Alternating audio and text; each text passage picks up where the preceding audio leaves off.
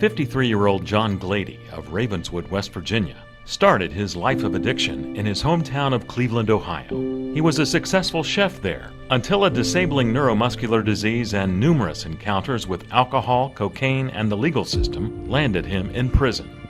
He later moved to West Virginia, where he found a prison of a different kind, the prison of opioid addiction. I never did heroin a day in my life. I never used a needle a day in my life until I moved down here. And heroin was really big, pain pills were really big. See, up in Ohio it was cocaine. Up in Cleveland, that was the thing to do. I mean, heroin was like a bad thing. And then, so I got started on it down here, and it's terrible. It is terrible, worst drug ever. I mean, you get addicted to it, you gotta have it. If you don't have it, you're sick. You start planning your next day, what you're gonna do the night before, so you know where to go get some drugs so you don't get sick. And that's every day, same thing, over and over and over. And I finally said, that's it, I gotta do something. So John did do something. He sought medication-assisted treatment and substance abuse counseling from Amy Sullivan, now a counselor at West Virginia Primary Care Specialists, a division of CARF-accredited Ohio Valley Physicians in Ravenswood. John, when he first came to see me, had lost a lot of things in his life. With no home, no car, poor health, and low self-esteem, on top of a crippling addiction to opioids, Amy said John was a broken-down shell of a person. But with hard work and the measured use of a controlled medication called Suboxone, John is now in recovery. It's going on 4 years since I've had any kind of drugs, any mind-altering substance at all. And all I can honestly say is, if it wasn't for Suboxone, I'd probably be dead or in prison. I mean, that's the God's honest truth. There's no way around it. But there was also another vitally important factor in John's recovery: Amy. He knew that somebody believed in him, that somebody truly did care whether he relapsed or not, whether he came to counseling, because I was the kind of person that if you didn't call me or show up, I was on the phone tracking you down. She really does care. I mean, she honestly cares. I've been to other counselors, other places where it's all lip service. You know, they don't, you can tell when you talk to somebody if you have that connection or not.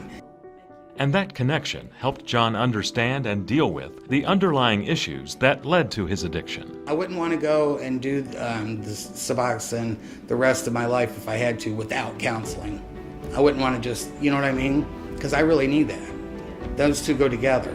And if I didn't have the counseling, I don't know what I'd do. But what John says he now won't do is drugs, and his life is much the better because of it. It's great for him to walk in every week and say, hey, guess what? You know, I just had a cookout this weekend and had a great time. No alcohol, no drugs, you know, and that's important for me to know that, hey, we got to that point in your life where you can have fun and not have drugs. I used to be a big drinker. I mean, big time. And I don't even have the desire to have a beer anymore. I don't have the desire to smoke a joint. I don't have the desire to do any kind of drugs. And it's really weird to live my life like that, because before it was, that's all I knew. For now, John is still dependent on Suboxone to prevent him from experiencing withdrawal symptoms. But he says he's looking forward to the day he's completely weaned from the medication. Boy, I can't wait to not be dependent upon anything, you know? So that's that is my goal, to start getting off of it and moving on with my life, because drugs are no longer a part of it. But there's another chapter to John's story that goes beyond his individual recovery. That's because, thanks to John, drugs are also no longer part of life for many of his friends. John has referred so many people here. I can count at least 5 that have come here because he said, call them, get in there. It works. You see me. And they have, and they're still here as well. It makes me feel so good.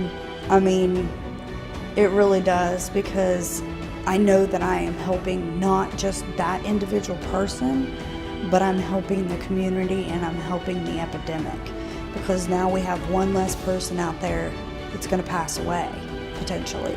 For a listing of Ohio Valley Physicians locations that provide medication-assisted treatment and counseling for opioid addiction, please visit our website at ohiovalleyphysicians.com.